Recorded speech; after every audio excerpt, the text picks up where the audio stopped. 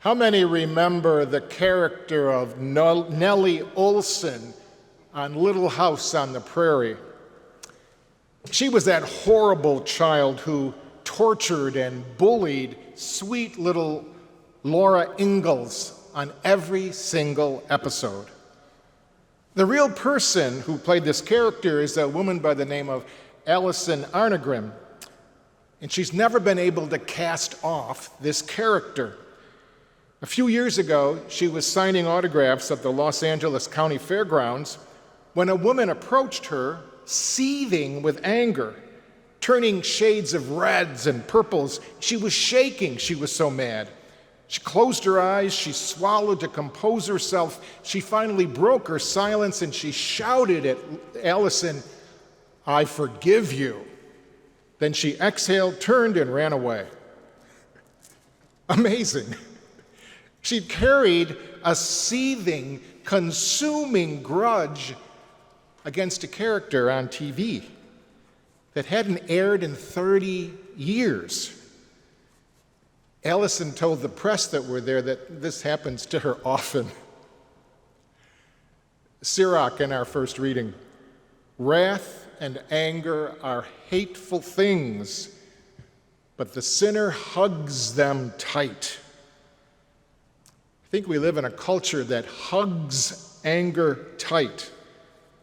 So often, not even trying to let it go, and not even trying to use its energy to make the world a better place, but hugging it so tight that we nourish it, we obsess over it, and we allow it to just eat away at us. So Sirach was right. We hold tight and hug our anger, even when it's a fictional TV character. We contrast that with this psalm. The Lord is kind and merciful, slow to anger, rich in compassion. Practitioners in the field of conflict resolution have long recognized that some types of conflict resist almost any attempts to address them, whether it's between family members, ethnic or religious groups, communities, or countries. Some conflicts endure for years, decades, centuries, worsening over time, exhausting the participants and locking them into patterns of destructive behavior. Today, experts tell us that we as Americans are more divided politically and culturally than we have ever been before in our history. And some experts say that the situation has now reached a pathological state of wrath and anger. So, what fuels this for us? Well, psychologists tell us that there's no single root cause of our divisions. They're extraordinarily complex, and they don't respond to simple solutions. They're complex. They do make a suggestion, though, the experts in conflict resolution, that people be willing to engage in open-minded dialogue about issues. The first step, they say, is to help the disputants to begin to recognize some of the nuances and the moral complexities of the situations we face. And this is best achieved through dialogue, by sharing personal accounts of experiences and truly hearing and listening to one another, rather than debating. You see, debating is a more closed cognitive process. It's aimed at winning an argument. Dialogue can open people up to learning and feeling new things. Debate doesn't usually do that. Now, there will always be conflict, as long as there are imperfect human beings. And we cannot and really should not eliminate it. It's a healthy part of life as long as we're able to manage it well and not let it make us crazy. Because conflict is how we learn and grow as individuals and as a nation.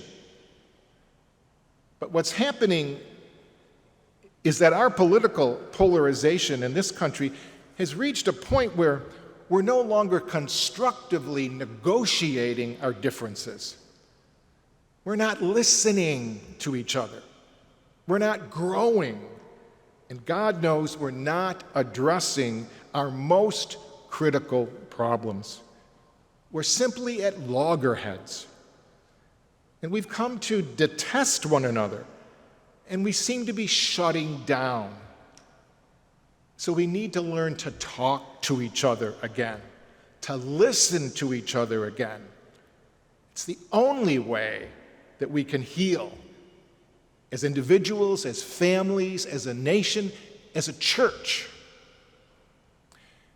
In his best-selling book, The Telling Room, Michael Paterniti shares a true story that he heard when he was visiting his father's ancestral village in Sicily. Every day, while he was in the village, he saw a very old woman walking with her cane, struggling up a steep road to get to the local cemetery. It was said that at her tortoise pace, the walk from her home to the cemetery and back took about 6 hours out of her day each day. So, what grief inspired her difficult daily walk? Was she driven by sorrow over a departed child or a deceased husband, the love of her life? No, the locals told Paterniti, the author, that she was driven by astio, the Italian word for bitter hatred. Her arch enemy was buried in that cemetery.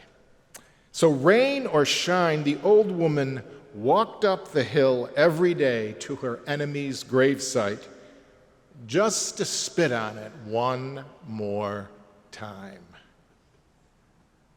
We hug our anger and our wrath. Sirach was right.